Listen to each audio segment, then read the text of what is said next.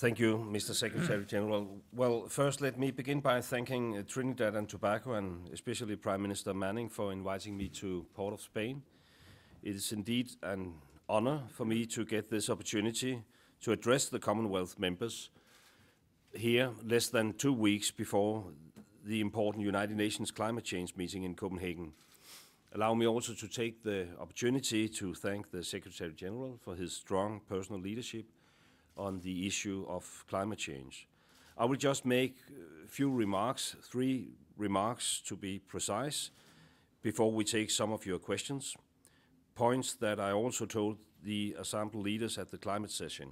Firstly, over the last month, I have consulted with world leaders in order to help pave the way for a successful conclusion of climate change conference in Copenhagen. My conclusion from these consultations is very clear. We sense a strong support at the highest level to reach an ambitious deal in Copenhagen. It is therefore my firm belief that Copenhagen is capable of delivering the historic turning point we all want and that our citizens demand. We know the problem, we know the solutions, we know what we need to do. So from here on and until Copenhagen, it is only a matter of political will. A successful agreement is within reach.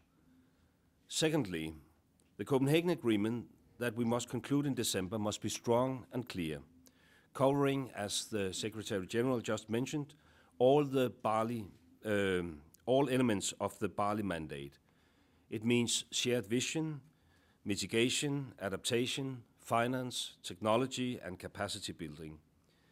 We should use the momentum out there and convert this momentum into an ambitious deal in Copenhagen. We should not be tempted to postpone action and thus risk making climate change another international issue negotiated into infinity. The Copenhagen Agreement will not be a stepping stone, nor another political declaration of intent. The decision among all countries must include commitments, numbers, and precise language on mitigation, adaptation, technology, and capacity building. And thirdly, about 2 weeks ago, the Danish government issued invitations to heads of state and government to come and conclude the conference at the leaders level on December 18th. The response to this invitation has been overwhelmingly positive.